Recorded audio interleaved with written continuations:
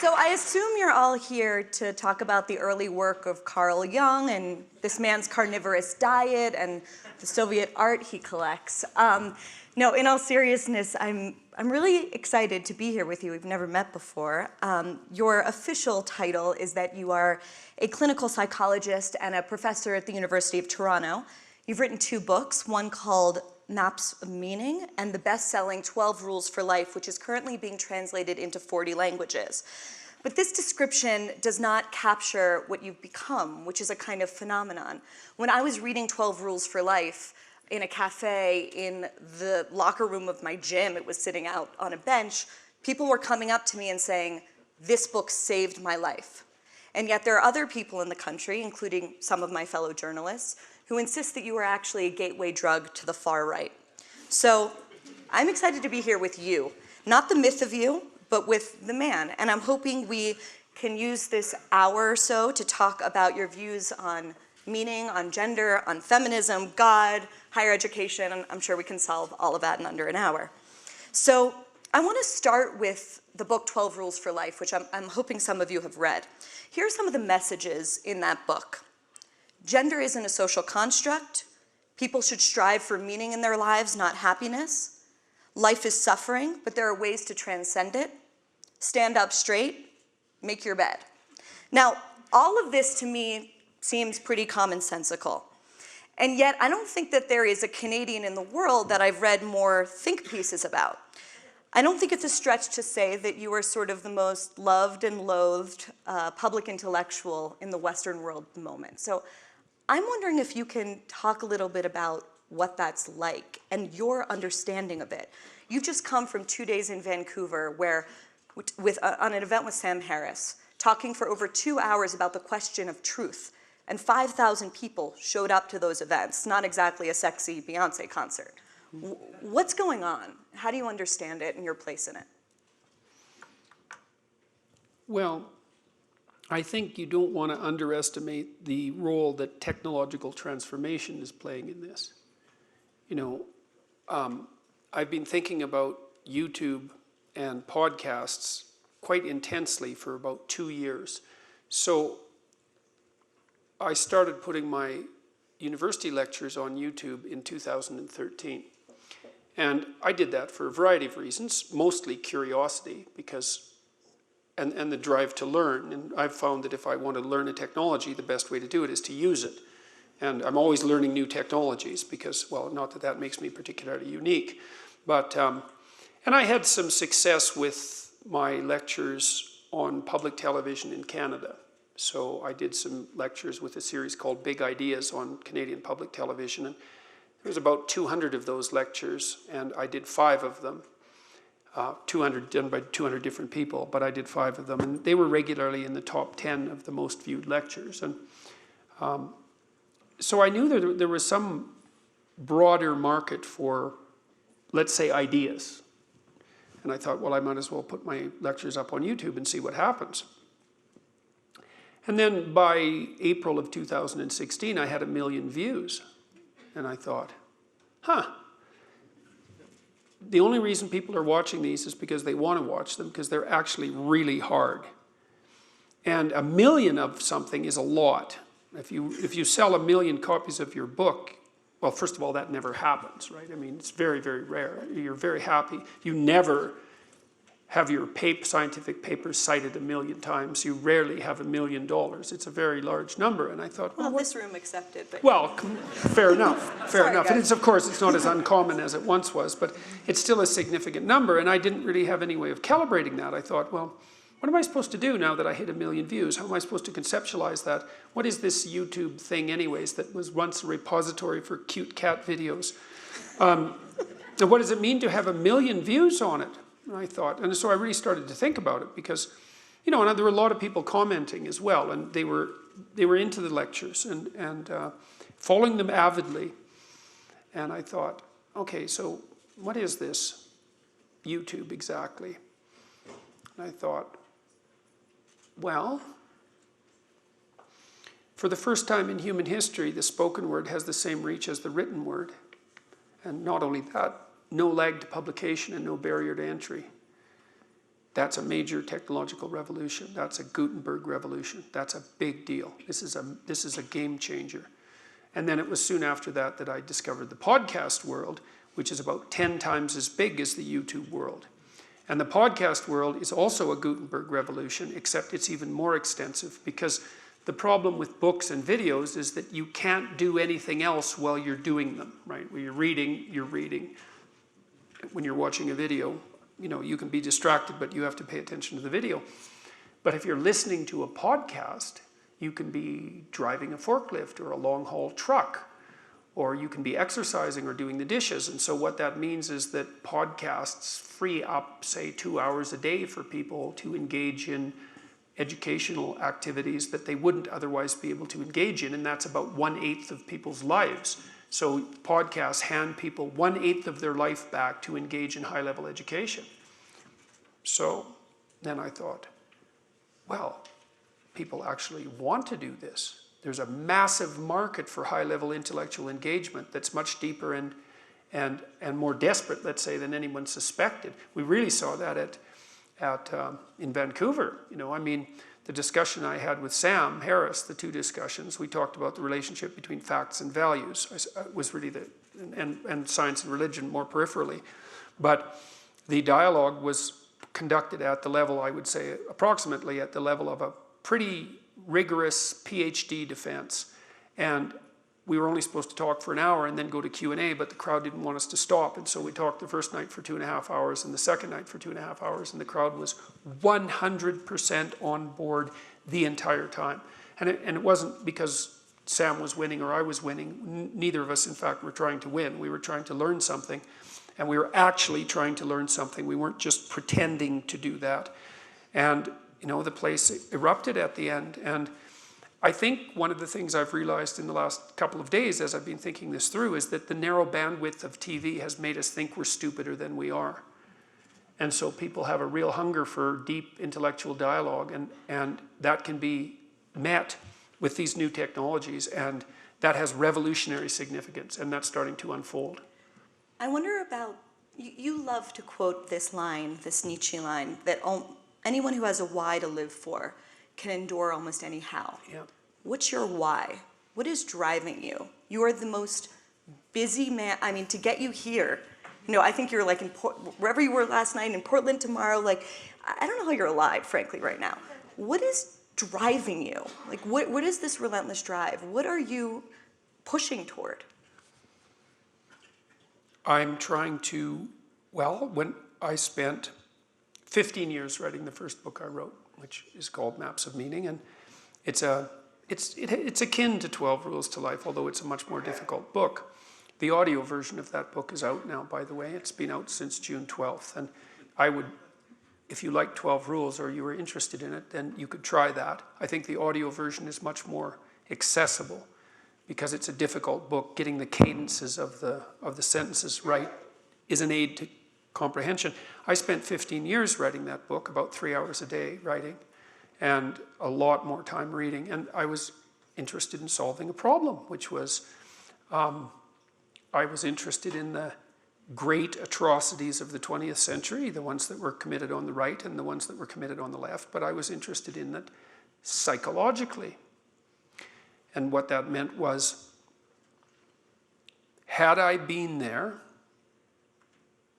what could have I done to not participate? And so that's what I've been trying to figure out. Because for me, what happened in Nazi Germany and what happened in the Gulag Archipelago and in Maoist China, many places, was sufficient definition of hell. Convincing as well. And I wanted to understand what the opposite of that was. And not sociologically or politically or economically, because I think that in the final analysis, those levels of explanation are insufficient.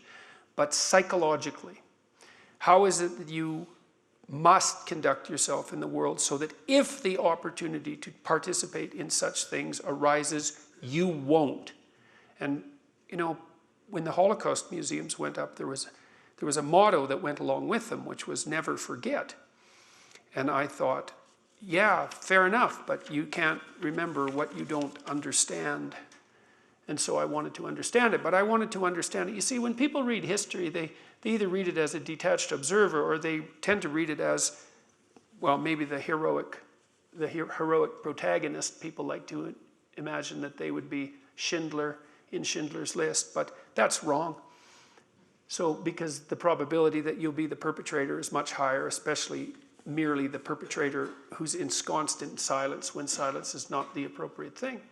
So I wanted to, having figured out what constituted hell and the pathway to that, which would be, I suppose, the cowardice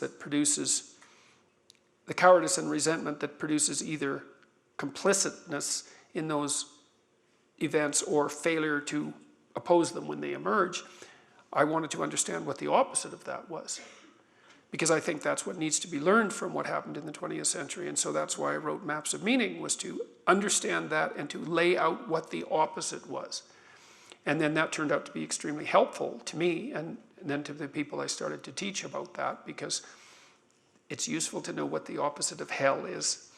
And I've been teaching those things to people since 1993, so that's 25 years. And the response from the students has always been the same sort of response that I'm getting now, absent some of the negative characterizations, let's say, which have emerged for particular reasons. But the students have always said one of two things, and this is the vast majority of them. This isn't cherry-picked responses. It's been the same everywhere.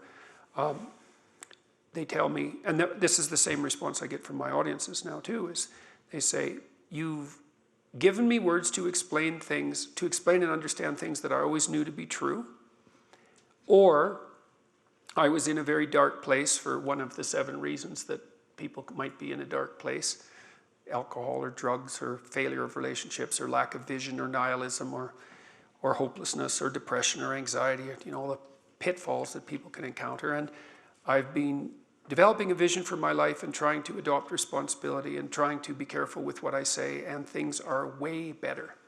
And that's what drives me. So, you know, it's so interesting watching what's happening, because, you know, you said I'm the most loathed and the most loved man. It's like I'm loathed by a very small percentage of very noisy people. And so, and there are people who either don't or haven't or won't or take a look at what I'm doing, partly because it doesn't fit within their conceptual scheme.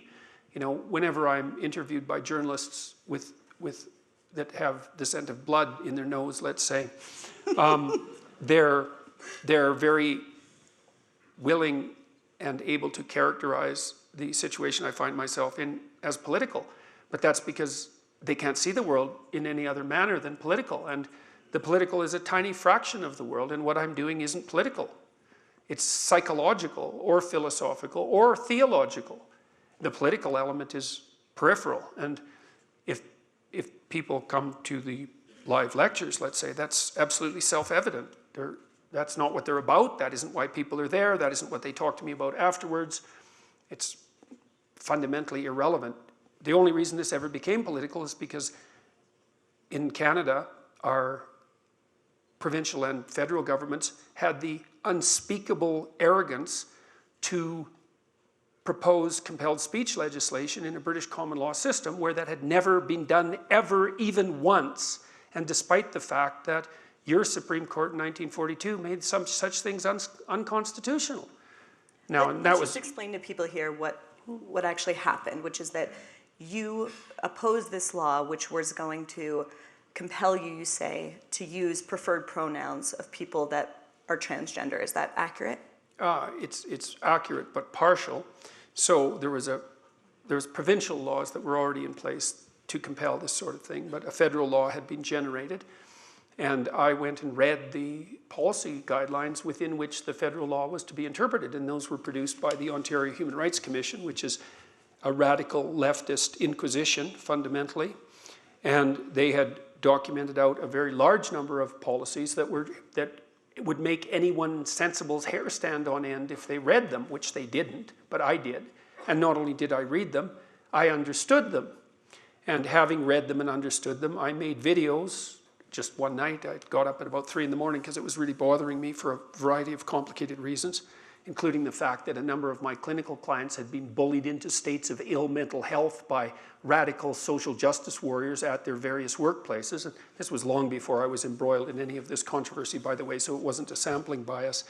And so, and at the same time, the university, my university, had the gall, the unmitigated gall, to mandate unconscious bias retraining for their human resources staff, despite the fact that unconscious bias measurements are not reliable or valid, even by the testimony of their formulators, and despite the evidence that there's no data whatsoever lending unconscious bias retraining programs even the vaguest shred of credible outcome. So I made these videos, and because I was annoyed about this, and I thought, well, what'll happen if I make a video? So this is one of the things that I feel, or maybe you can answer it for us. I feel because of this incident, you are often characterized, at least in the mainstream press, as being transphobic. If you had a student come to you and they said to you, I was born female, I now identify as male, I want you to call me by male pronouns. Would you say yes to that? Well, it would depend on the student and the context and why I thought they were asking me and what I believed their demand actually characterized and all of that. Because that can be done in a way that's genuine and acceptable, and a way that's manipulative and unacceptable. And if it was genuine and acceptable, then I'd have no problem with it. And if it was manipulative and unacceptable, then not a chance. So, and you might think, well, who am I to judge? Well, first of all, I am a clinical psychologist, and I've talked to people for about 25,000 hours. And so, and I'm responsible for judging how I'm going to use my words. I judge it the same way that I judge all the interactions that I have with people, which is to the best of my ability and characterized by all the errors that I'm prone to. So, you know, I'm not saying that my judgment would be unerring, but I have to live with the consequences, so I'm willing to accept the responsibility. So, but also to be clear about this, that never happened. I never refused to call anyone by anything that they had asked me to call them by. And so, although that's been reported multiple times, it's a complete falsehood. And it had nothing to do with the transgender issue as far as I was concerned. And besides that, if it had only to do with the transgender issue in Canada, the probability that this would have had the impact that it had is zero. So that wasn't about that at all. It was about something far deeper and far more insidious. And everyone knew it, which is why it didn't go away. What should have happened is there should have been a bit of controversy around it, maybe even a protest, and everyone's attention should have gone away like a week later. And that didn't happen even a little bit. So there's more going on here than, as I knew, there's far more going on here than this little bill would have revealed. One of your rules in 12 Rules for Life is, I hope I'm getting this right, choose your words carefully. It'd be ironic if I got that one wrong. Be precise in your speech. Okay, be precise in your speech. Which is, you know, you got it right. Okay, sort of. Yeah, well, you got the gist of it. That's the crucial thing. One of the things that's happened to you in the past 2 years is that every utterance of yours, and Caitlin alluded to this in her introduction, is analyzed, maybe manipulated. How do you live with that reality? Well, how do you even have the confidence to sort of continue to, from my perspective, rush into the breach on all sorts of what have become third rail issues, knowing that so much of what you say is going to be mischaracterized? And then I have a follow-up to that. Well, I mean, about 25 years ago, 30 years ago, maybe 1985, I guess that's, how far long ago is that? It's a long time. Some years. Yeah. I decided that I was going to be very careful with what I said. Like I noticed when I was thinking through some of these ideas that I already described, trying to understand what tilted people towards vengefulness and cruelty. I was contemplating that personally, you know, what would tilt me towards that or what did tilt me towards that. And at the same time, I developed what would you call, an acute awareness of my speech. It was part of, because I'd asked a question, and when you ask yourself a question, if it's, you really ask a question, is you start thinking up the answer, whether you want to think it up or not. And the answer that might might generate might bear very little resemblance to the answer that you would like to generate. And I'd asked myself a question, which was, well, what's the pathway out of this hell, let's say, and how might I be tangled up in that? And one of the things I started to realize was that I wasn't very careful with what I said, and that seemed in some way to be related to that. It's not surprising because, you know, it's not really obvious that the Nazis, for example, were all that careful about what they said in terms of its relationship to the truth, quite the contrary, and the same with the ideologues in the Soviet Union.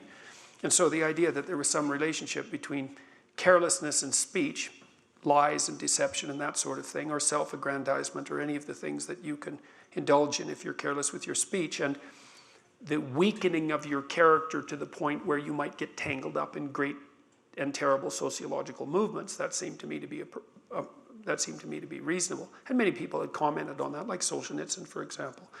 And so I started to experience discomfort with what I was saying. And what seemed to happen was that I started to realize and could feel it. I was reading Carl Rogers at the same time, and he actually suggested that psychotherapists pay attention to exactly this sort of thing.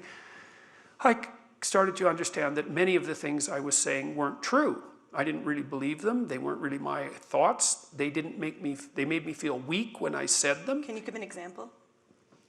That's a good question. Can I give you an example?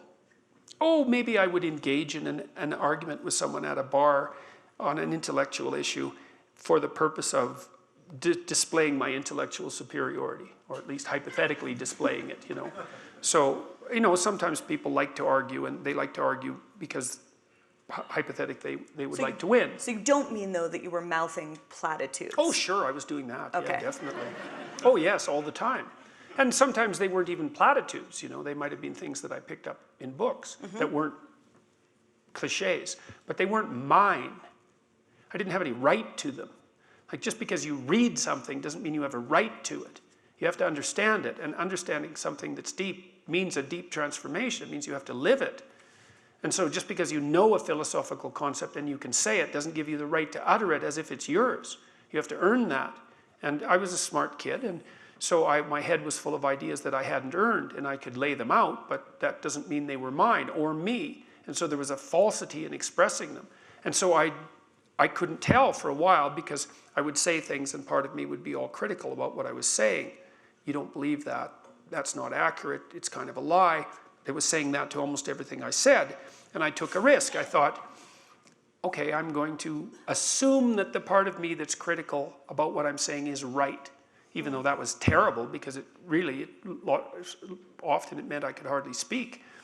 And then I learned to only say things that didn't make me feel weak. And then I decided that that's what I was going to do. So I've been careful with what I've been saying for a long time. I'm having a hard time with what you're saying right now, because shouldn't the test be, I'm only saying things that are true, not I'm only saying things that don't make me feel weak? What am I misunderstanding in that formulation? Well, what you're misunderstanding in part is, how do you know the things that you're saying aren't true? And I would say one of the ways you know is that they weaken you. And you can learn that. You can learn to feel that. Carl Rogers talked about this a lot in his work in psychotherapy. He said that one of the primary roles of a psychotherapist was to be congruent. And what he meant by that was that there was no disjunction between what you felt in a situation, let's say, and what you said, that it was all one piece. And that was an embodied unity, not merely a conceptual unity. So I really do think that there's something to it. So you almost mean psychologically weak, not weak in terms of power. I mean psychologically weak. Okay. Yeah. I mean morally weak. Okay. I mean weak in character, that sort of thing. Yeah, that's what I mean. Okay. Yeah, and so you know, I got very careful with what I said, and at the same time I was spending a tremendous amount of time writing. And so I was very careful with what I wrote. So in Maps of Meaning, I think I rewrote every sentence in that book at least 50 times. And so, that's crazy. And every sentence yeah, well, Sorry, that's for that's sure. crazy. Oh yeah, that's for sure. And you know, I'd take the sentence out, and then I'd write a bunch of variants of it, and then I would pick the variant that was best, and then I would try to come up with all the arguments I could about why the sentence was stupid and wrong. Please don't tell me you still do this. Yeah, I still do this when I'm writing. Okay. Did you do that 15 15 versions of every sentence and 12 rules for life also? I said 50. Oh, 50, excuse me. It was more like... I meant to be precise in my speech, It's okay. but I misheard. It was more like 15 with 12 rules for life. Okay. So it was less, but I'm a better writer than I was then, so I didn't have to do it quite as often. So I kept writing it until I couldn't make the sentences any better. That doesn't mean they were good, it just meant that I got to the point where if I was rewriting them, it wasn't obvious that the rewrite was better than the original sentence, so then I had to stop. So my question a few minutes ago was, how has knowing that you're going to be intentionally, your words are going to be sort of intentionally torqued, how has that changed you? Well, it's made me even more careful. Okay. You know, it's exaggerated the care, but, you know, I had been quite careful, and the evidence for that is quite clear. So, you know, when all of this political controversy surrounded me, and that swirled around me, well, it still is. Maybe it's even exaggerated to some degree, but it was very intense in Canada for a good 6 months, and people were going over what I had put on YouTube with a fine-tooth comb. And there was 200 hours of videos there, and you think, well, with some creative editing and with motivation in mind, you'd think if you went over 200 hours of someone's lectures, you could find a smoking pistol, even if you had to chop out a sentence. No one found anything. And the reason for that was there wasn't anything there. That's why they didn't find it. And so I had already been very careful. And I discussed all sorts of unbelievably contentious issues, you know, because my classes were very intense. We like the Maps of Meaning class in particular, it's like, it's, you know, it's basic presupposition. Partly what I was trying to do with my students was to convince them that had they been in Nazi Germany in the 1930s, they wouldn't have been on the side of the good. Right? That's a hell of a thing to drag people through, but it's statistically overwhelmingly likely. So it was a very serious class, and certainly a place where you could step badly at any given moment. You know, and I talked about gender differences and the biological substructure of consciousness and all these things that could easily become politically contentious. But as I said, there weren't any smoking pistols. But now, for the last 2 years, I've been even more careful, and I have people watching me, you know, I mean, my family watches me and what I'm doing, they keep very careful track of it, and if I deviate a little bit from what they think I should have, from how I should have behaved, then they tell me, and I have friends who are doing the same thing, and I listen to them. Do you feel that you deviated from how you should behave when you said of I think it was Mishra in the New York Review of Books? No. Well, let me just share what you said, okay. Which is, I'm trying to be precise in my speech, but I believe you said, you're a what did you say? That you were, if you were in, if you, sanctimonious prick, and if you were in the room. I'd slap you. Yeah, so you don't regret that? Not a bit. Okay. And I'll tell you why. Okay. Well, look, it's really complicated, you know. I have this friend who's a native carver, and he comes from a very rough background, like way rougher than you think. And maybe some of you have come from rough backgrounds, or you know people who've come from them, but he comes from a plenty rough background.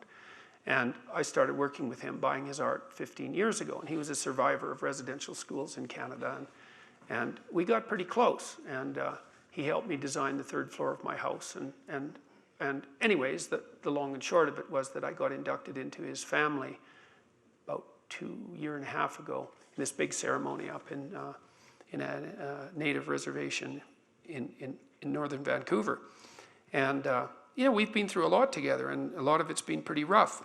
And, you know, this, whatever the hell his name was, Mishraj, or whatever the hell his name was, had the temerity to say that I was romancing the noble savage. It's like, watch your step, buddy.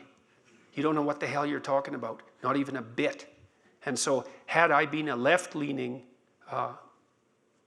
personage, and he had made a comment like that, there would have been hell to pay. So, which isn't to say that I'm a right-leaning personage, by the way. So I don't regret it a bit. I think that what he said was absolutely reprehensible, and that he should have been called out on it. And so I don't regret it at all. Now, people said, you know, maybe it would have been better for me not to have made that comment, and it's possible that they're right.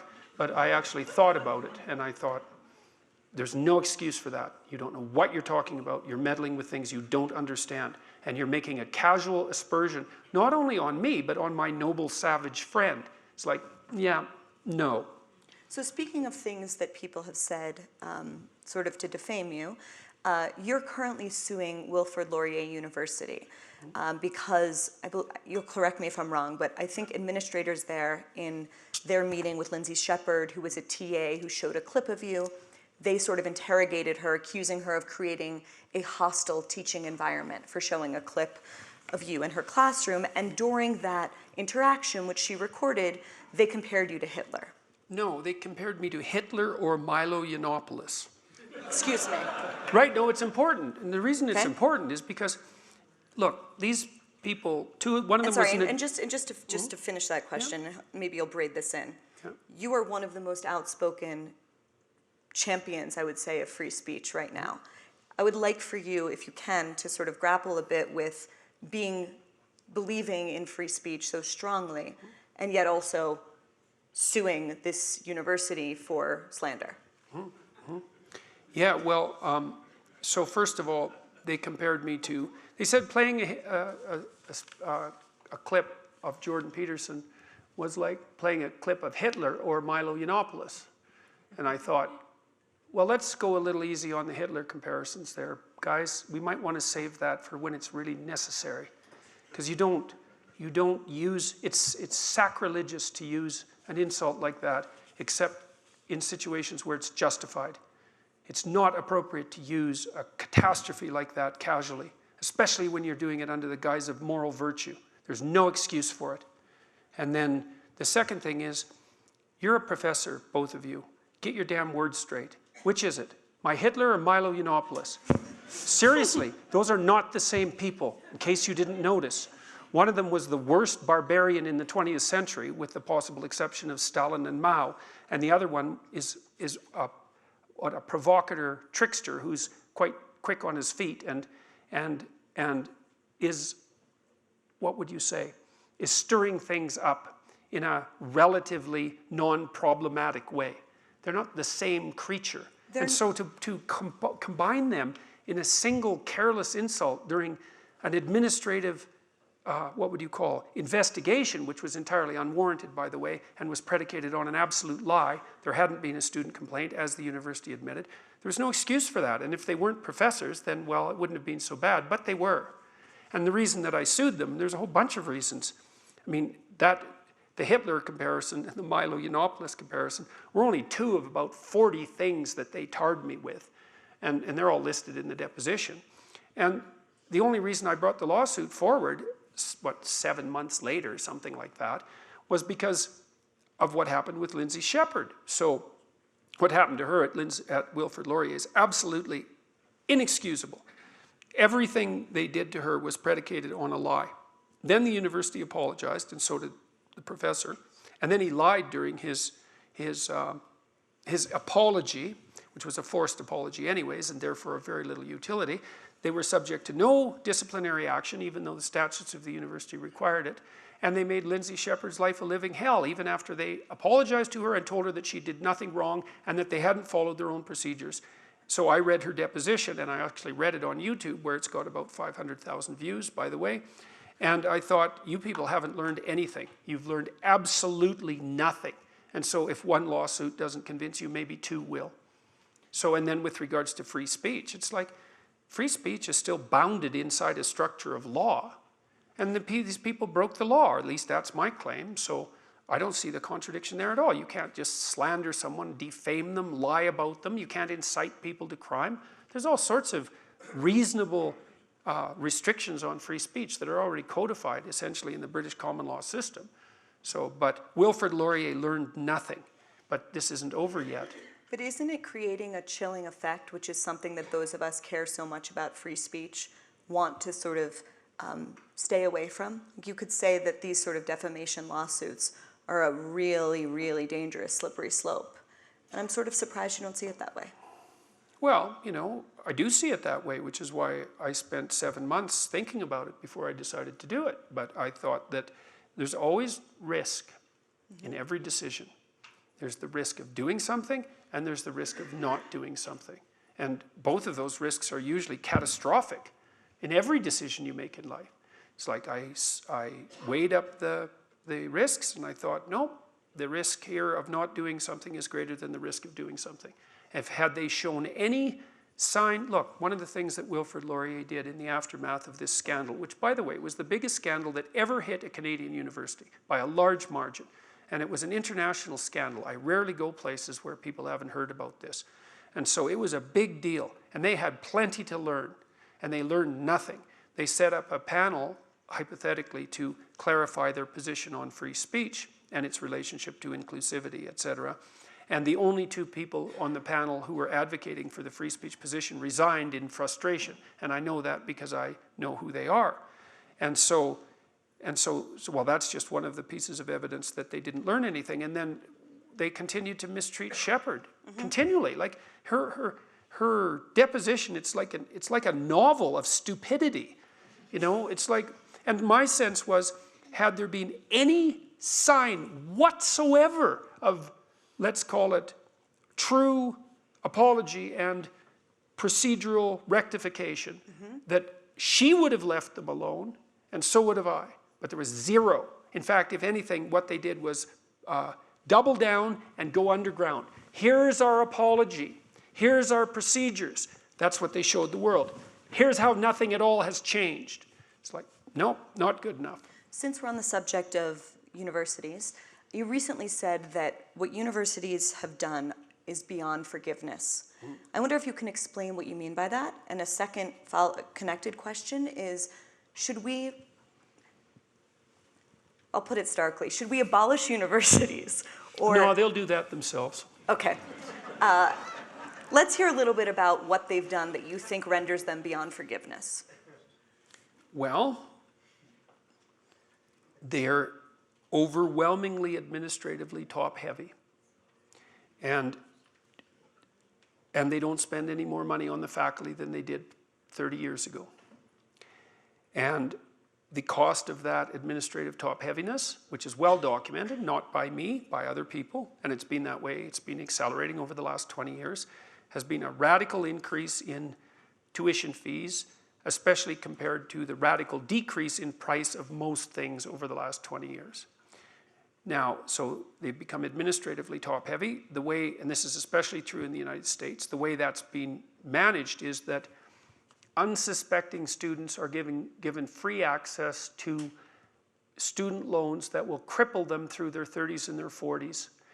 And the universities are enticing them to extend their carefree adolescence for a 4-year period at the cost of mortgaging their future earnings in a deal that does not allow for escape through bankruptcy. So it's essentially a form of indentured servitude. There's no excuse whatsoever for that. It means the administrators have learned how to pick the future pockets of their students. And because they also view them in some sense as sacred cash cows and fragile, let's say, because you might wonder why the students are being treated like they're so fragile. It's like, well, we don't want them to drop out now, do we? And we can't, if they drop out, then we don't get our hands on their future earnings in a way that they can't escape from. And that cripples the economy because the students come out overladen with debt that they'll never pay off right at the time when they should be at the peak of their ability to take entrepreneurial risks. So they can't do that because they're too crippled by debt. And so that's absolutely appalling. They're gerrymandering the accreditation processes so that the degree no longer has its credible value. They're enabling the activist disciplines, which have zero academic credibility whatsoever in my estimation, and I'm perfectly willing to defend that claim. And by enabling the activist disciplines, they're allowing for the distribution of this absolutely nonsensical view that Western society is fundamentally a patriarchal tyranny, which is absurd on at least 5 dimensions of analysis, but is becoming increasingly the thing you have to believe if you're allowed to speak in public. Well, that's what else? That's a good start. They're not teaching students to read critically. They're not introducing them to great literature. They're not teaching them to write.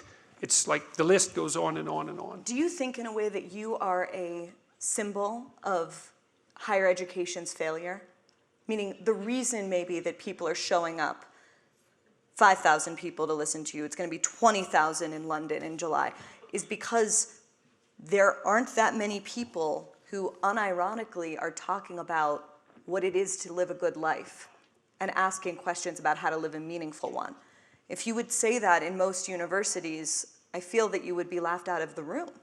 Well, it would depend on how you said it and to who, but if you say it to students, then they're so happy to listen to you that they can hardly stand it. Because even the most cynical students come to university hoping that there's something there worth learning. And the reason that they're exposed to great literature, for example, because there is such a thing, it's not all power claims, is because great literature contains the key to wisdom, and you need wisdom in order to live without undue suffering. So, yes, I mean, so, but would I say that what's happened to me is a reflection of the failure of the universities? It is in part, although I did teach this. And not just you, the whole intellectual dark web. The fact that people listen to Sam Harris talk for hours, and Michael, I mean, all of these people that well, I think, you know, you want to go for the simple solutions before you go for the complex ones, and you want to go for the solutions that are associated with ignorance rather than malevolence first. And I would say that we don't want to underestimate the degree to which what's happening in YouTube and with podcasts as the consequence of a technological revolution. Like, I've known for years that the universities underserve the community because for some reason we think that university education is for 18 to 22-year-olds, which is a proposition that's so absurd that it's absolutely mind-boggling that anyone ever conceptualized it. It's like, you know, why wouldn't you take university courses throughout your entire life? I mean, what, you stop searching for wisdom when you're 22? I don't think so. You don't even start usually until you're like in your mid-20s. So I knew the universities were underserving the broader community a long time ago, but there wasn't a mechanism whereby that could be rectified, apart from, say, books, and of course that was part of the rectification. So I think you don't want to underestimate the technological transformation. But then, and then I would also say, I mean, I was teaching this in university, you know, so it isn't like there isn't anybody in university still teaching this sort of thing. There are plenty of qualified professors who are still doing a good job, but they're being pushed out very rapidly and terrified as well by the activist disciplines. So, you speak and write a lot about how masculinity is in crisis. What are some of the main signs of it? And then we'll open it up to questions soon. And is Trump a symbol of that crisis or a corrective to it? well, I don't really think that masculinity is in crisis. I think that to the degree that masculinity per se is regarded as toxic, that will produce a crisis, which isn't the same thing. I think there's a crisis of meaning, let's say, in our culture, but that's not new. That's been the case for quite a long time. But I don't think it's specific to masculinity. That's been a story that's kind of aggregated around me, and the way that happened was, well, the people who don't like what I'm saying look at my audience and they say, oh, well, he's speaking mostly to men, therefore he must be speaking to men. It's like, well, no, the baseline rates for YouTube utilization are about 80% male. So the fact that most of the people who are watching me on YouTube were male is an artifact to some degree of the fact that most of the people who watch YouTube are male. Now, it may also be that the sorts of things that I'm saying are more pertinent to men, although I'm not convinced of that. Most of my students throughout my university career have been women, because psychology is is dominated by women to a great degree. And ever since I published my book, the proportion of people who are coming to my lectures that is female is reliably increasing. It's probably up to about 35%, I would say now, from about probably 20. So I don't think it is a message that's particularly germane to men, although it is germane to men. And I don't think that there's like an independent crisis of masculinity. There might be a crisis of concepts of masculinity, and I think that's hard on young men in some ways. And the reason for that is, you know, you're supposed to be duty bound as a virtuous person to buy the doctrine of the tyrannical patriarchy. It's like, well, look, first of all, every hierarchical system tends towards tyranny. That's a universal truism. And our structures have the same problem, obviously, and we have to be eternally vigilant so that they don't devolve into tyranny, but that doesn't mean that they are tyrannies and always have been. And of course, also compared to what? Compared to your hypothetical ideological utopia? Yes. Compared to every other society that's ever existed on the planet, including most of the ones that exist now? Definitively not. But anyways, if you buy that idiot unidimensional idea, which is a pathological error, and you see your your culture as a tyrannical patriarchy, then you see any attempt to move up that hierarchy as a manifestation of patriarchal tyranny. Now the problem is that a lot of the ways that you move up a modern functional hierarchy is through competence. And if you take young men, it doesn't happen as much with young women for reasons we can go into, but if you take young men and you say, every manifestation of your desire to move up the hierarchy is nothing but proof of your participation in the tyrannical patriarchy, then you tend to demoralize them, which is exactly what you're trying to do, by the way, if you take that stance to begin with. Because I really think that at the bottom of the most pathological manifestations of the collectivist dictum is an assault on the idea of competence itself.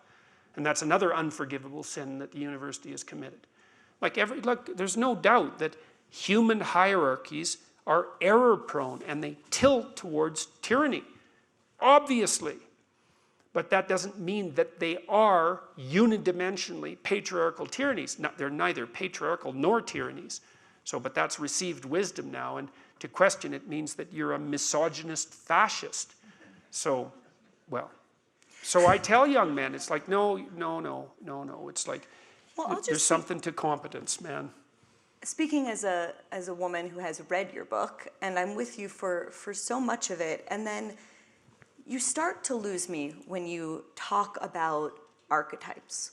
The way you talk about archetypes in the book, and again, forgive me if I'm being slightly imprecise, but I'm trying to gloss it for an audience who might not have read it, is that in this sort of Jungian archetypal world, chaos is feminine, order is masculine, and the subtitle of your book is an antidote to chaos. So as a woman reading that, I'd like for you to explain to me, maybe, what I'm missing there, because that's when you started to lose me a little bit as a reader. Why does there need to be an antidote to the feminine in that way? Well, there has to be an antidote to anything that's manifesting itself in excess. And it's chaos that's manifesting itself in excess at the moment in our culture. And so that's what I decided to address in this book. And mostly that was because I suppose it was addressed, at least in part, to younger people. And what younger people have to contend with, generally speaking, is an excess of chaos because they're not very disciplined. And so you need to, we kind of have this idea that, well, you're free as a child, and then let me see if I can put this properly, that you have a certain delightful, wonderful, positive freedom as a child, and then that's given up as you approach adulthood. But the truth of the matter is that you have a lot of potential as a child, but none of that is capable of manifesting itself as freedom before you become disciplined. And discipline is a matter of the imposition of order, and the order is necessary, especially for people who are hopeless and nihilistic. And lots of people are hopeless and nihilistic, way more people than you think. And part of that is because no one's ever really encouraged them. And so the book is in part a matter of encouragement. It's like, lay a disciplinary structure on yourself, get the chaos in check, and then you can move towards a state that's freer, because it's discipline first. Like, look, if you're going to become a concert pianist, there's going to be several thousand hours of extraordinarily disciplined practice. That's the imposition of order on your potential, let's say. But what comes out of that is a much grander freedom. And so in virtually every freedom that you have in life that's true freedom is purchased at the price of discipline. And so because I think that it's nihilism and hopelessness that constitute the major existential threat, especially to young people at the moment, then I was concentrating on the necessity of discipline and order. So, and the issue with regards to the metaphysical or symbolic representation of chaos as feminine, well, that's a very complex problem. And the first thing you have to understand is that there's no a priori supposition that order is preferable to chaos in any fundamental sense. They're both constituent elements of reality. You can't say one's bad and the other's good. You can say that they can become unbalanced, and that's definitely not good. Too much chaos is not good, obviously. Too much order is not good, equally obviously. Those are the two extremes that you have to negotiate between. And I'm not making a casual claim with regards to the idea that reality is an amalgam of chaos and order. I don't think that there is any more accurate way of describing the nature of reality. That's the most fundamental, maybe not the most fundamental truth, but it's certainly, there's there's two. There's two fundamental truths.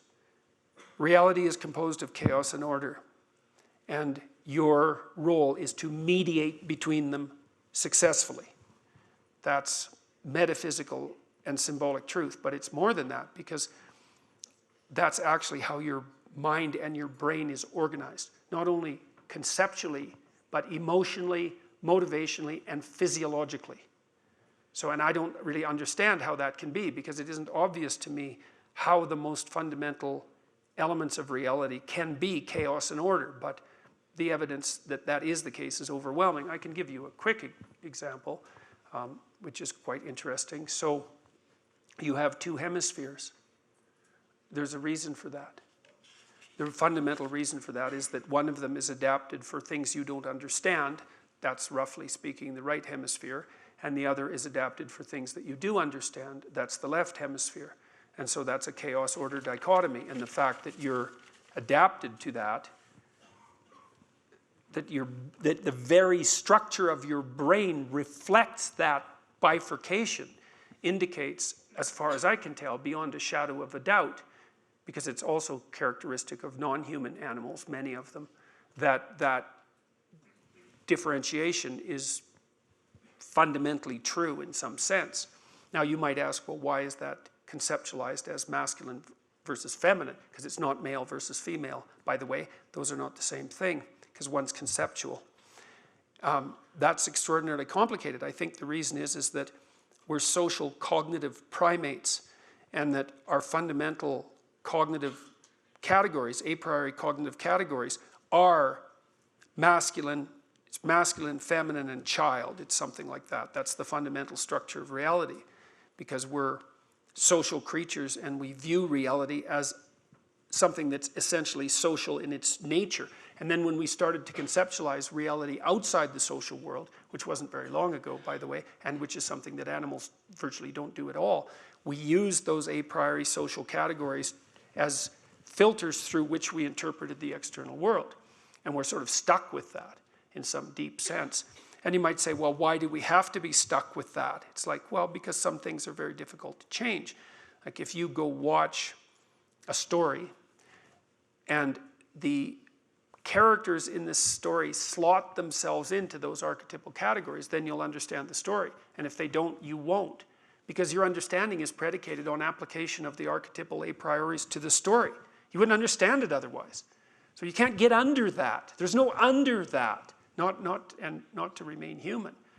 So, and I can give you a quick example. I like to use Disney movies for a variety of reasons, mostly because everybody knows them. But it's not accidental that the evil queen in Sleeping Beauty is not an accidental character. She's the way she is because we understand her. And the reason we understand her is because we see the world through the categories that I just laid out. And you can say, well... But are you saying she has to be a queen and not a king? No, if she was an evil king, she'd be different. Mm-hmm. She'd be like Scar in The Lion King. Just as evil, man, but not the same character, right? Yeah. I guess I'm struck that it seems like a lot of your intellectual project is reasserting difference in an age where we're told that everything is the same. Yeah, but it's almost indecent to say. Okay. Well, look. Sorry to be so blunt, but look, the problem with some of this, some of it's willful blindness, but some of it's just ignorance. So let me just lay out a couple of things. So, for example, I've been taken to task along, let's say, with James Damore, who had actually been highly influenced by my videos before he, and my classes before he did what he did at Google. You know, I've studied personality differences between men and women for 25 years and written papers on the topic. And it's actually an area of expertise of mine, and substantial expertise too. And not pseudoscience expertise, thank you very much. I'm not a pseudoscientist. So my publication record puts me in the top 0.5% of psychologists. So I'm not a pseudoscientist by any stretch of the imagination. And I have 10,000 citations. And that's not a million, but it's a lot. And 100 published papers. So let me lay out one of the personality differences between men and women, because it's worth understanding. And you might say, well, there can't be personality differences between men and women because that's anti-feminist. It's like, no, it's not. We might have to actually understand that there are differences between men and women so that we can let men and women make the choices they're going to make without subjecting them to undue manipulation. Okay, so one of the reliable differences between men and women cross-culturally is that men are more aggressive than women. Now, what's the evidence for that? Here's one piece of evidence. There are 10 times as many men in prison. Now what's that, a sociocultural construct? It's like, no, it's not a sociocultural construct. Okay, here's another piece of data. Women try to commit suicide more than men by a lot, and that's because women are more prone to depression and anxiety than men are. And there's reason for that, and that's cross-culturally true as well. They're more likely to try to commit suicide, but men are way more likely to actually commit suicide. Why? Because they're more aggressive, so they use lethal means. Okay, so now the question is, how much more aggressive are men than women? And the answer is, not very much. So the claim that men and women are more the same than different is actually true, but this is where you have to know something about statistics to actually understand the way the world works, instead of just applying your a priori ideological presupposition to things that are too complex to fit in that rubric. So if you drew two people out of a crowd, one man and one woman, and you had to lay a bet on who was more aggressive, and you bet on the woman, you'd win 40% of the time. Okay, so that's quite a lot. It's not 50% of the time, which would be no differences whatsoever, but it's quite a lot. So there's lots of women who are more aggressive than lots of men. So the curves overlap a lot. So there's way more similarity than difference. And this is along the dimension where there's the most difference, by the way, right? But here's the problem. You can take small differences at the average of a distribution. The distributions move off to the side. And then all the actions at the tail. So here's the situation. You don't care about how aggressive the average person is. It's not that relevant. What you care about is who is the most aggressive person out of 100. You take 100 people and you take the most aggressive person, because that's the person you better watch out for. And what's the gender? Men.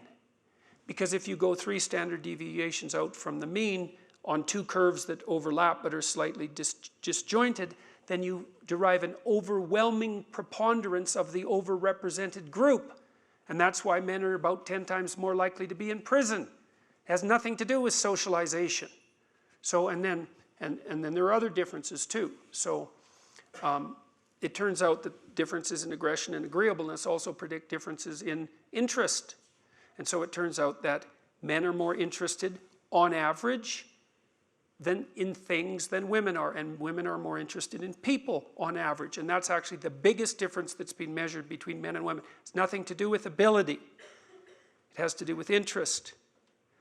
And so the way that manifests itself is that women are more likely to go into disciplines that are characterized by the care of others, and you can tell that by the way occupations are segregating. All you have to do is look at the data for like 15 minutes. Women overwhelmingly dominate healthcare.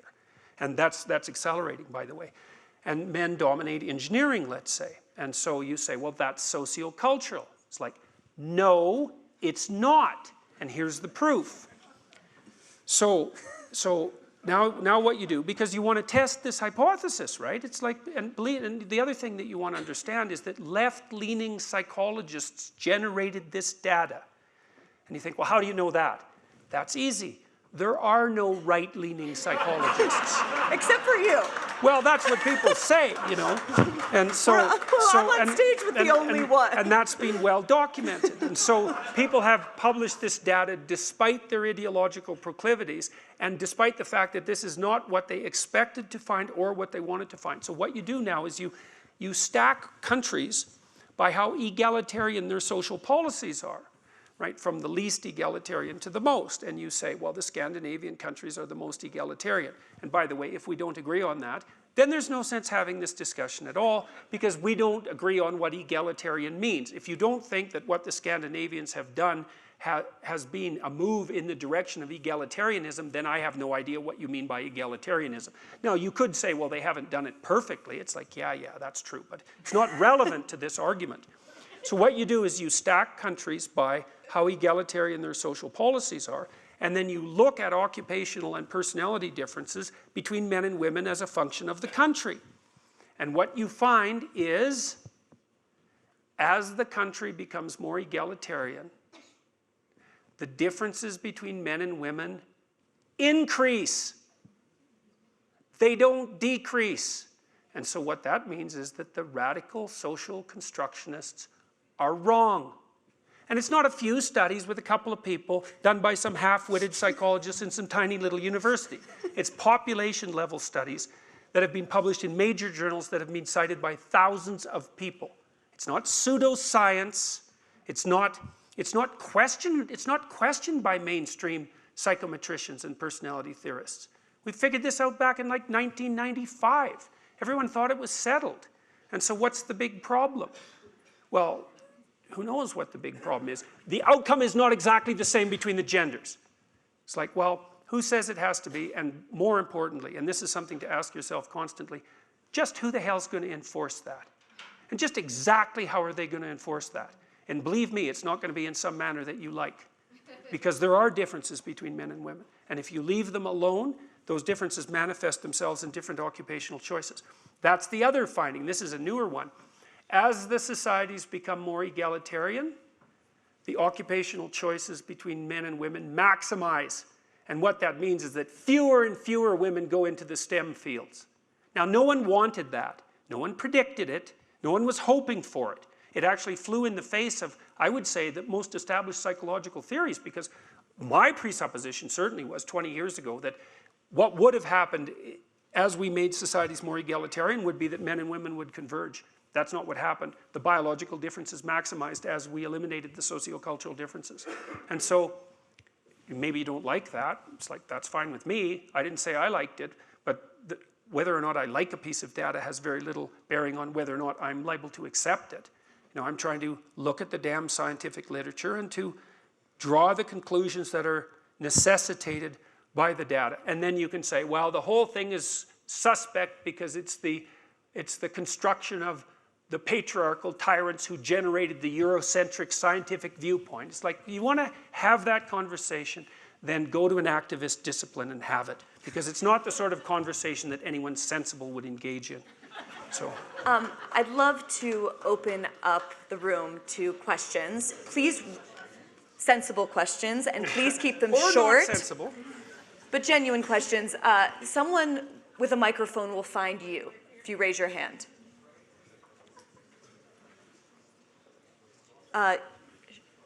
Yes. Yeah, hi. Good evening. My name is Prerak. I wanted to understand a little bit of your view, more on the fact that, not fact, but at least observation, that over generations and generations, or at least what I've heard and seen from my family, I can take up that women being told about their position in the home and men being told their position to work and be a little more aggressive, you know, the social conditioning. So how does that play a role? Because I didn't hear that being a dimension of reaching these conclusions. Well, I've never claimed that the differences between men and women are 100% biologically determined. They're biologically influenced. The radical constructionists make the opposite claim. There are no biological differences between men and women.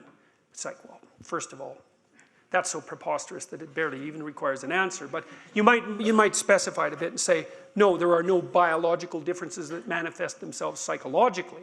And that's not quite as preposterous, but it's also incorrect. It's obviously the case that all sorts of things about sex roles and gender roles, let's say, are conditioned by sociocultural mechanisms, because human beings are very, very plastic.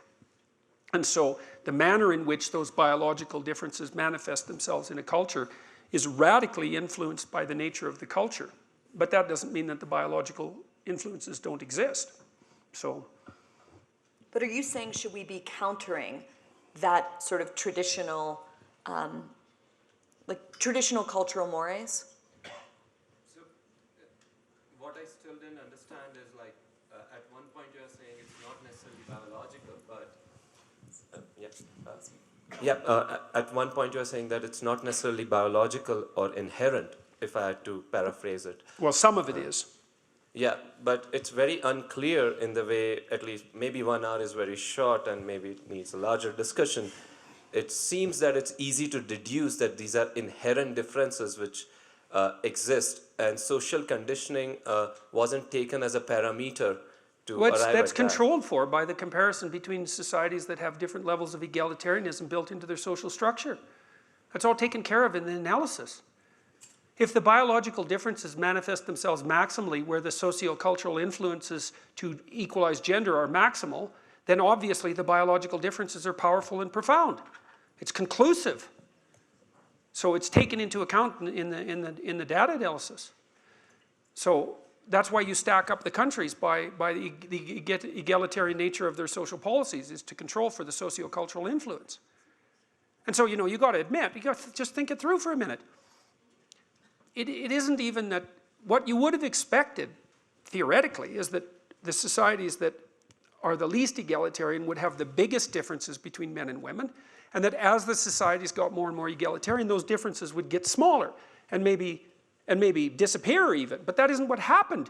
It's exactly the opposite is what happened. They maximized in the most egalitarian societies. Therefore, the social constructionist position, the radical social constructionist position, is wrong. It's wrong.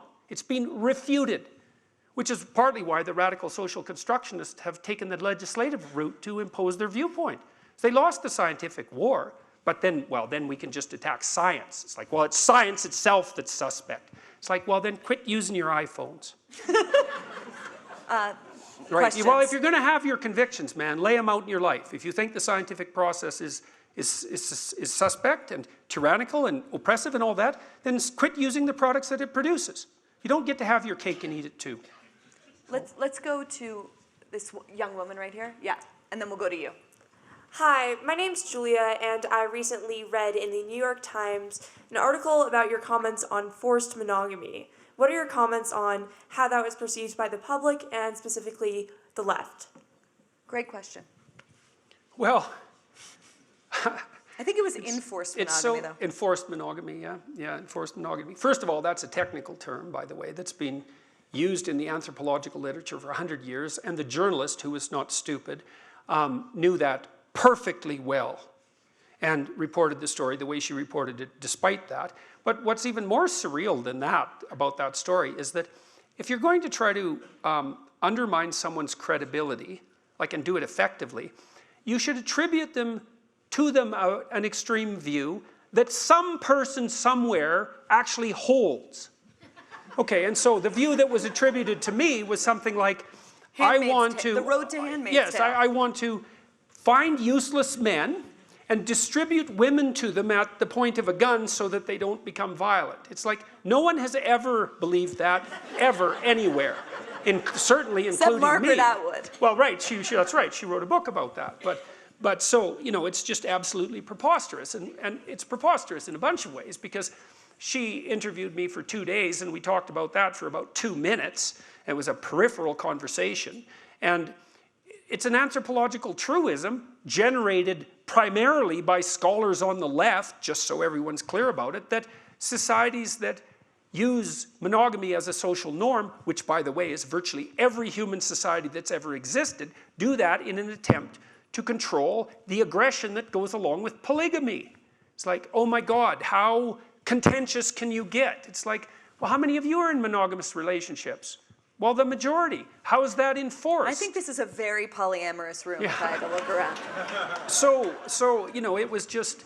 it was desperate. That's what it looked like to me. But the problem is, it was also desperate and amateurish. It's like, she could have done a much better job with a much less extreme characterization. It's like, oh yes, I want to take women at the point of a gun and distribute them to useless men. It's so stupid. Partly because, if she would have been reasonable, and she knew this too, one of the things I've told men specifically, over and over and over and over, is if you're being rejected by all the women that you approach, it's not the women.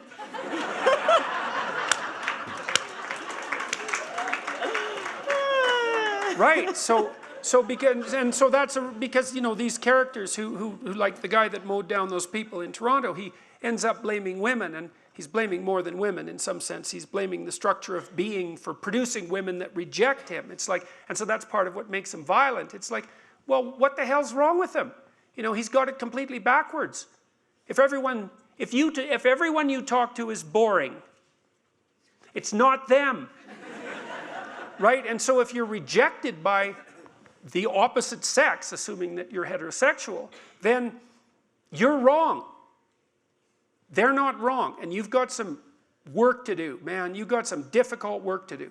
And there isn't anything that I've been telling, let's say, young men that's clearer than that. You know, it's actually something I've been criticized by people on the left, because they think I don't take structural inequality, for example, and so forth into account sufficiently. What I've been telling people is, take the responsibility for your failure onto yourself. And that certainly applies to, well, especially when you're trying to formulate relationship and you're getting rejected left, right, and center. It's like, that's a hint that you have some work to do. Now, it also might be a hint that you're just young and useless, and why the hell would absolutely, that why the hell would anybody have anything to do with you, because you don't have anything to offer. You know, so, but that's rectifiable, and partly even maturity rectifies that. But, so not only was that, what would you call it, accusation surreal and absurd, made by a journalist who knew perfectly well what I was suggesting and chose to misrepresent it anyways, it's actually the opposite. The conclusion that people derive from that is exactly the opposite of what I've been suggesting, in particular to young men. So it's absolutely preposterous. Yes, where the microphone is. Yes. Professor Peterson. Oh. Hi, Bari. Hi. So good to see you up there. You too. I teach students.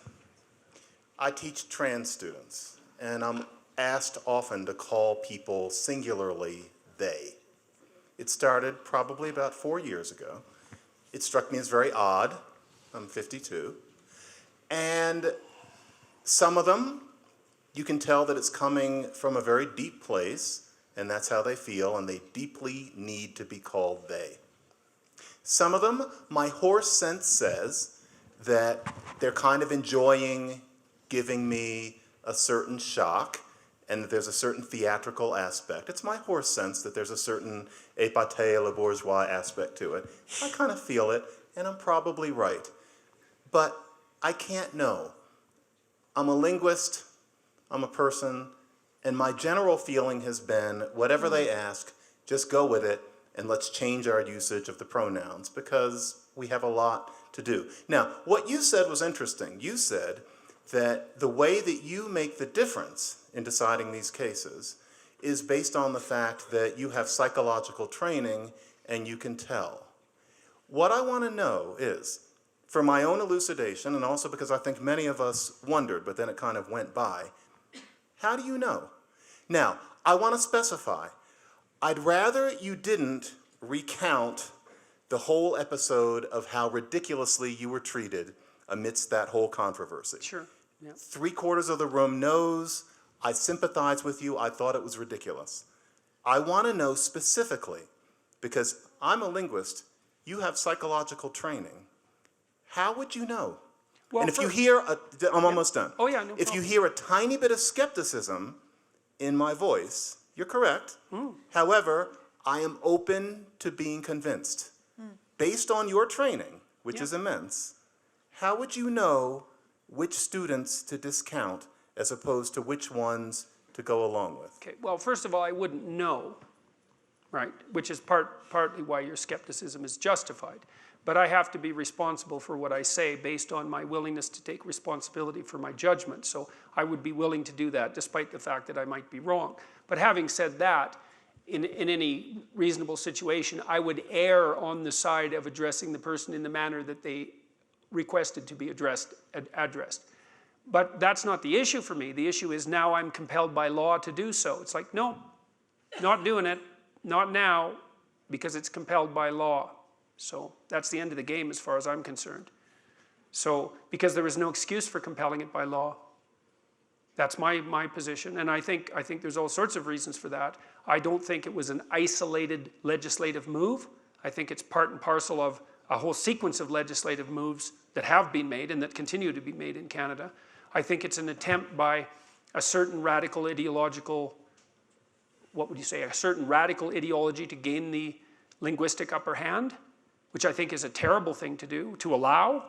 So I had lots of reasons for rejecting the legislation, but it had nothing to do with it. About how your psychological training would make the difference.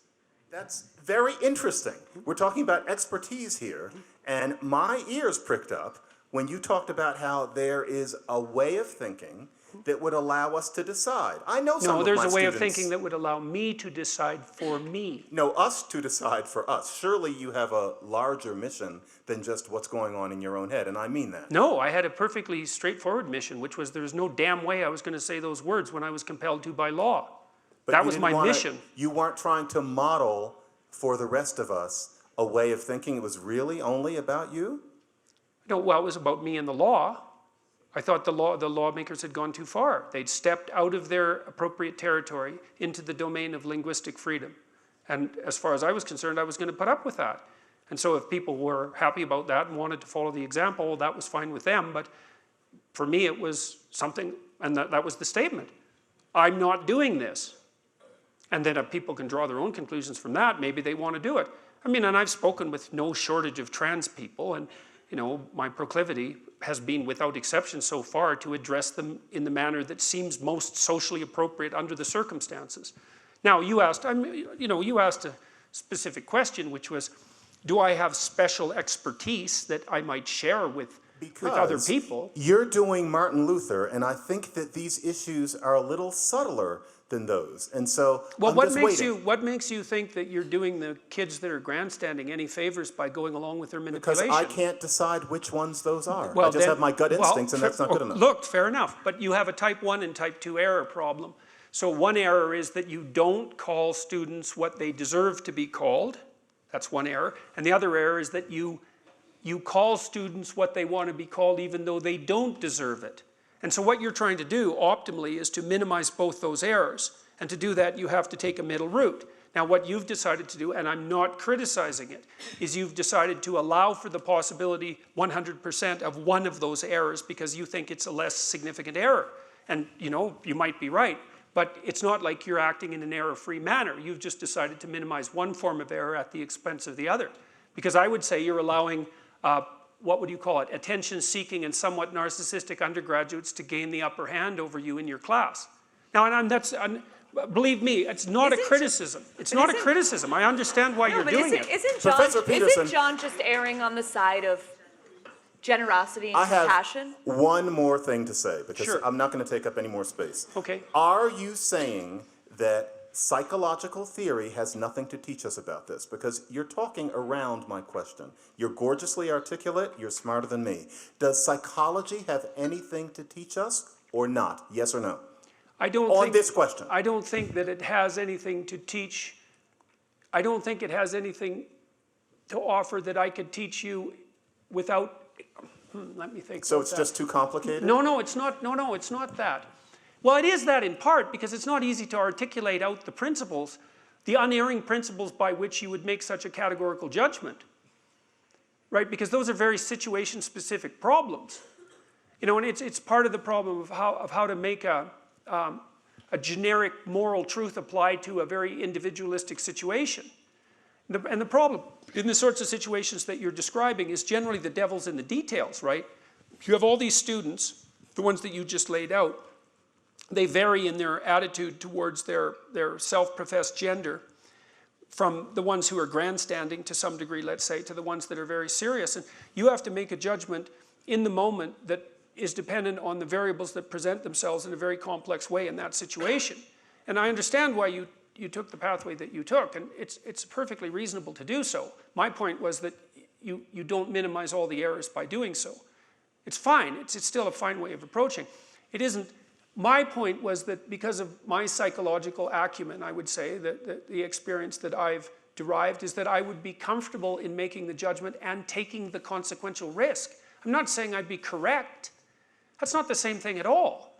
I'm willing to suffer the consequences of my error. That's not the same thing as being right. And so if I feel that a student is manipulating me, then I'm not going to go along with it. Now, I might be wrong about that and actually hurt someone who's genuinely asking for something that they need. But I'm also, what would you say, sensitive to the error of allowing manipulation to go unchecked. So, aha, you're back. No, John. Okay.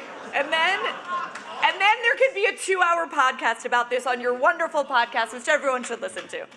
Everything you're saying is very well put, but it's awfully slippery. And I know you can do better. This is too slippery for me. Invite him on. Okay, hands. Here in the orange and pink scarf. Thank you, Bari. And thank you both for this really interesting conversation, which is not like most of the conversations we've had here at the Ideas Festival. This is my first one, so I have no idea. Great. So, Dr. Peterson, there are a million questions that I'd like to ask you. I'm only going to ask one, obviously. I'm a psychologist. I'm a social psychologist with a clinical background. And the thing that I think I'd like to most hear about right now at this moment is the very noisy, small percentage of people who oppose you. Have you thought about something they might be right about? That that they might actually have a point about that you hadn't thought of, but you've started to think they might actually have a point? Great question. I don't know if I've started to think about the point that they have that I didn't think about before. I mean, people have been characterizing me as right-wing. It's like, I'm not right-wing, so the characterization isn't very helpful. And one of the things I do all the time in my public lectures is make a case for the utility of the left. So and the case can be made quite rapidly. If you're going to pursue things of value in a social environment, you're going to produce a hierarchy. It's unavoidable because some people are better at whatever it is that you value. And so when that lays itself out socially, it will produce a hierarchy. The hierarchy has a necessity if you're going to pursue the things of value, but it has a risk. The risk is that it will ossify and become corrupt. That's risk number one. And risk number two is that when you produce the hierarchy, you're going to dispossess a number of people because there'll be lots of people in the hierarchy who aren't good at it and they'll be dispossessed. So you need a political voice for them. That's the left. So I make that case over and over. Now, what the right does is say, yeah, but we still need the hierarchy. It's like, yes, you still need the hierarchy. The reason we need the political dialogue is because we need the hierarchy and we can't let it get out of control. So the way to balance those two competing necessities isn't by only having the hierarchy or dissolving the hierarchy. You have to live with the tension. And the way, because the situation keeps shifting. So the way you live with the tension is by talking. You say, well, here's the current state. The hierarchy needs to be tweaked this much because it's getting too tyrannical and it's dispossessing too many people. So we need to tweak it so that it's not as corrupt and so that it's a little bit more open. And we have to talk about that all the time. And that's what the right and left, it's not the only thing they do, because they also talk about the necessity of borders. That's the other fundamental thing that they do. The dialogue has to continue so that we can have the hierarchies and utilize them as tools without allowing them to descend into tyranny. Okay, so I made a case on the web. I did a talk at the University of British Columbia, a left-wing case for free speech, as if that's so difficult to make. I mean, that's the sort of case that was made until like 2014 or something like that. So the left-leaning types have all sorts of things that are correct to say. Now, the problem is, one of the problems of the left, but this is another thing that I talk about all the time in my public lectures, by the way, is we have a problem. We know how to put a box around the extremists on the right. Basically, we say, oh, you're making claims of ethnic or racial superiority. You're not part of the conversation anymore. What do we do on the left? Nothing. That's not good, because there's an issue. Can the left go too far? Yes. When? Oh, we don't know. Oh, that's not a very good answer. Now, you could say, well, then it's up to the moderate leftists to figure that out, so they can dissociate themselves from the radicals, and it is up to them, but that's actually not a very good answer either, because it's all of our problem. It's not, centrists don't know how to reliably identify the too radical left. Right-wingers don't know how, and it's partly because I think it's actually conceptually more complex. Like with the radical right, you can kind of lay it down to one dimension. Oh, racial superiority. Nope. Sorry, you're out of the conversation. But that's Milo, who you mentioned before. Well, I didn't say I was a fan of Milo. No, but you called him a prankster. Well, he is a prankster mostly. Yeah, but he's also a racist. Well, possibly, yeah. I haven't followed Milo that carefully, Okay. you know, so, and it's possible that he is. I mean, it's hard to tell what Milo is exactly. He's a very complicated and contradictory person, destined to implode, which is exactly what happened. Well, there's just no way you can be that contradictory a person and manage it. It's just not possible. He was just too many things happening at the same time for anyone to ever manage. So, but on the left, you know, I don't know what it is. I think the left becomes toxic. One of the things that makes the left unacceptable is demands for equality of outcome. It's like, nope, you crossed the line, man. That's not an acceptable demand. And that's increasingly a moderate leftist demand as well. Now, but I don't know, it might be more complex. It might be that there's 4 things that you have to demand on the left that all of a sudden makes what you're doing unacceptable. And we don't know what those 4 things are.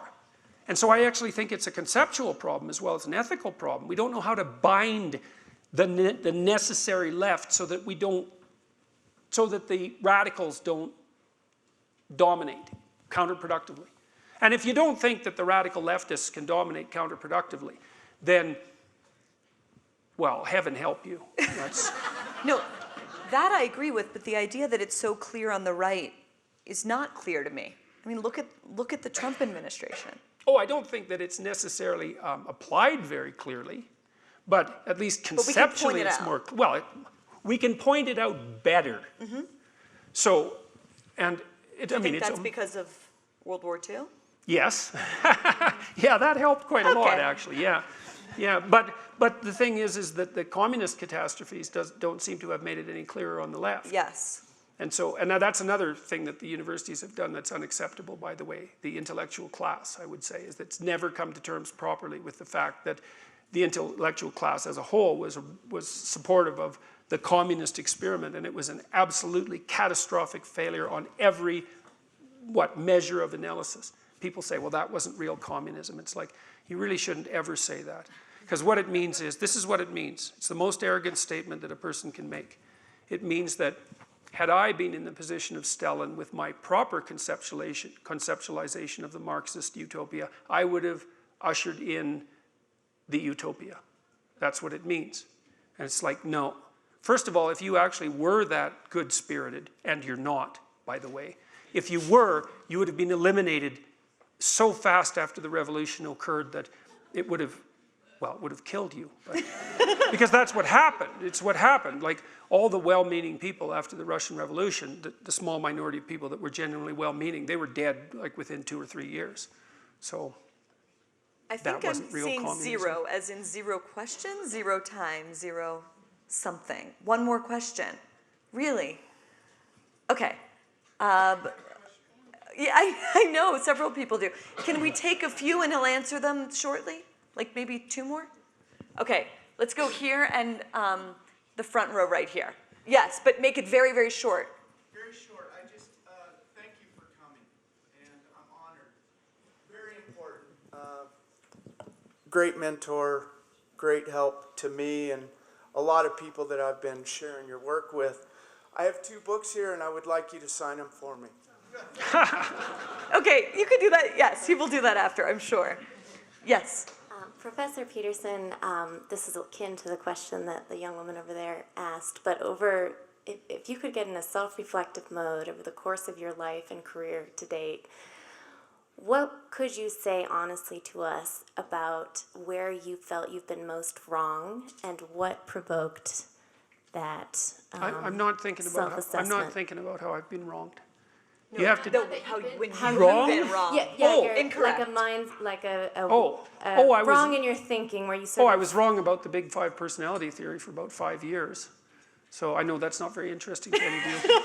but I didn't like it at all. It was brute force, statistically derived. It wasn't theoretically interesting. I didn't like it at all, but I was wrong about that. So because the science was well done. What else have I been wrong about?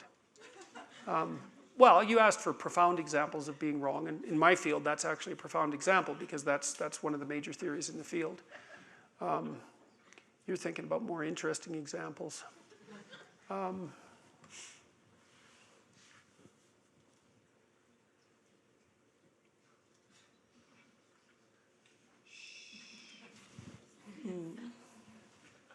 What have I changed radically? Oh, well, when I was a kid, I was an avid socialist. I was wrong about that. But more specifically, I was wrong about that because I thought that in that that there were questions that I want answered that doctrine could answer, and it wasn't that it was socialism that didn't make the answers emerge. It was that it was the wrong level of analysis. And so that was a major source of error. It was sort of the source of error that the journalists who are going after me are making. They think everything's political. It's like, no, it's not. There's lots of levels of analysis, and the political is one. And I learned eventually that the political wasn't the right level of analysis for the questions that I was interested in addressing. And that was a major error. It took me years to sort that out and to figure out what the consequence was. I was wrong about the significance of religious ideas because when I was a kid, I 13 or so, and I was smart enough at that point to see the contradiction between an evolutionary account of the origin of human beings and a scriptural account, and so I just dispensed with that in a sort of new atheist move. And I threw the baby out with the bathwater, and I was really wrong about that, like profoundly wrong about that. And I'm sure I'm wrong about a bunch of other things, but I'll figure out what some of those are as we go ahead. So that's 3 things. Those are big things. So, if I thought more, I could come up with other examples, but those are pretty big things that I was wrong about. Thank you all so much. Clearly an hour and a half is not enough with you, but thank you so much for your time. Thank you very much. Thank you.